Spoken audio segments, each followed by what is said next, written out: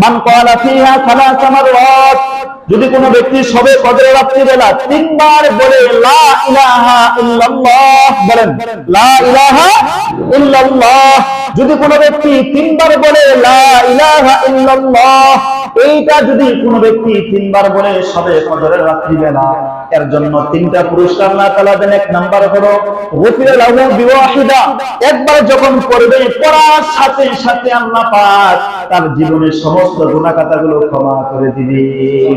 দুই নাম্বার হলো যখন দ্বিতীয়বার বলবে লা ইলাহা ইল্লাল্লাহ, যখন দ্বিতীয়বার পড়বে নাজাহু মিনান নার বিওয়াহিদা, দ্বিতীয়বার পড়ার সাথে সাথে আল্লাহ পাক তাকে জাহান্নাম থেকে মুক্তি দান করে দিবে।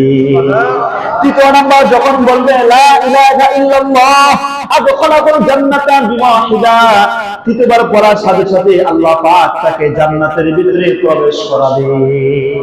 এই জন্য আমরা আম্মা আয়েশা সিদ্দিকা রাদিয়াল্লাহু তাআলা আনহা বলেন, ইয়া রাসূলুল্লাহ, ওগো বিশ্ব নবী, আর আইতা ইন আলিমতু আইয়া লাইলাতুল কদরি মা কুলু ফিহা, ওগো বিশ্ব নবী, আমি যদি বুঝি, আমি যদি জানি আজকে রাত্রি সবে কদর হতে পারে, তাহলে এই রাত্রি বেলা আমি কি ইবাদত করব, কোন দোয়া করব?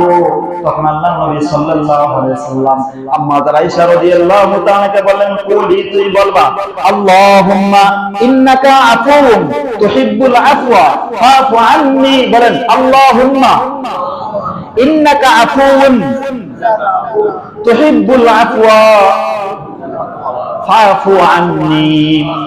এই দোয়াটা তুমি পড়বার অর্থ হলো আল্লাহুম্মা, আল্লাহ, ইন্নাকা আফুউন, নিশ্চয়ই তুমি ক্ষমাশীল, তুহিব্বুল আফওয়া, ক্ষমা করতে ভালোবাসো, ফাফু আন্নি, সুতরাং আমাকে তুমি ক্ষমা করে দাও। আরেকটা ইবাদত তাফসীরে কারীদের লিখছে।